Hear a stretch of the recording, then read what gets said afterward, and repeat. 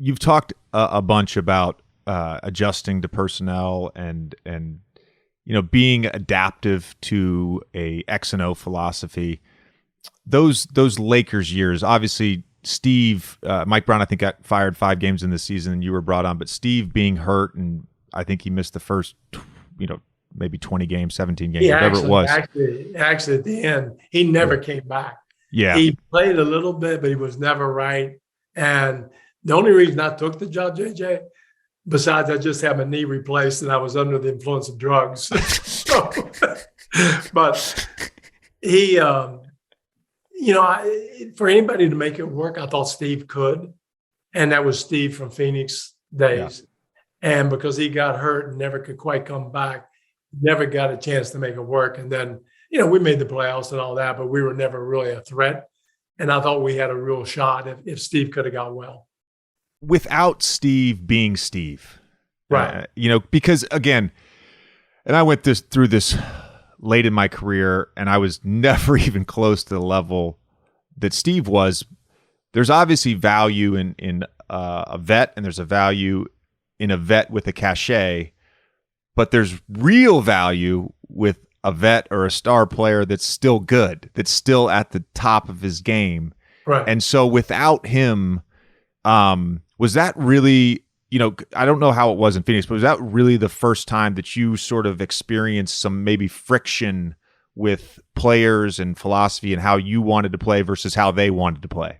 Friction? I thought I was going to get killed. Yeah, I would say there was some friction. I'm trying to be gentle here. You're being very, very gentle, and I appreciate my ego. Appreciates it. I just couldn't get them on the same page. They didn't like each other. It was contentious. We didn't really have the talent. You want to play Steve, but he wasn't up to it. Then he wasn't even there. Kobe was older. He was toward the end. Still good. Still great. Unbelievable. But very, very tough personality. He and Dwight didn't mesh. I mean, just a lot of things, and then tough atmosphere. Just a lot of things just didn't work.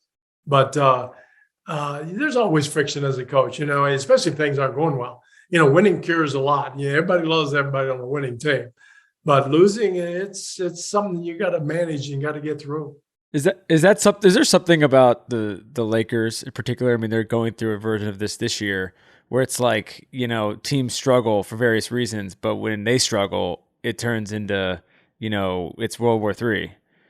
Yeah. I mean, it's either you win a championship or, you're not very good, and not all teams can win a championship, obviously, but just the media, just, their past, rightly so. And everything plays in, and it's Hollywood, and there's a lot of drama out there. So it's, it's a hard place, great place, playing in the, whatever it's called now, not Staples, but playing in that arena is great. Like Madison Square Garden, it's one of the 2 places that you get up for those games. Those games are fun. And sadly, if when I was with the Knicks, every team got up for it. That's not good.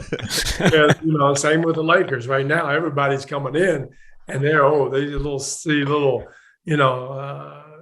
pieces of the armor, little fray. They're coming at you, and you gotta do that.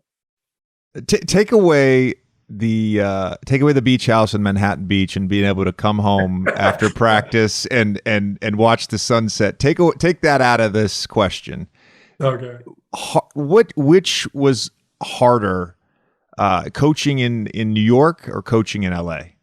In terms of the scrutiny, the expectation, I will call it fan engagement, media engagement, all of that comes with being the head coach of 2 of the marquee franchises in the league. The thing is, JJ, I really can kind of shut things out. I don't really worry about it. And I know it's cliche to say that, but I don't read anything. I don't watch TV, sports shows. I don't listen.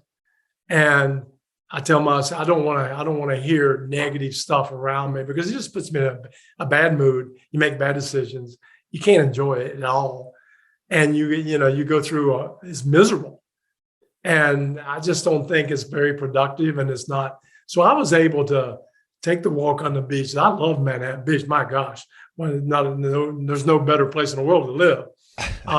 So everything was great, except the atmosphere in the game. You know, when they boo you, you can't block that out. Yeah. Or when they're chanting Phil's name during the first game at national anthem, they want him, they don't want you.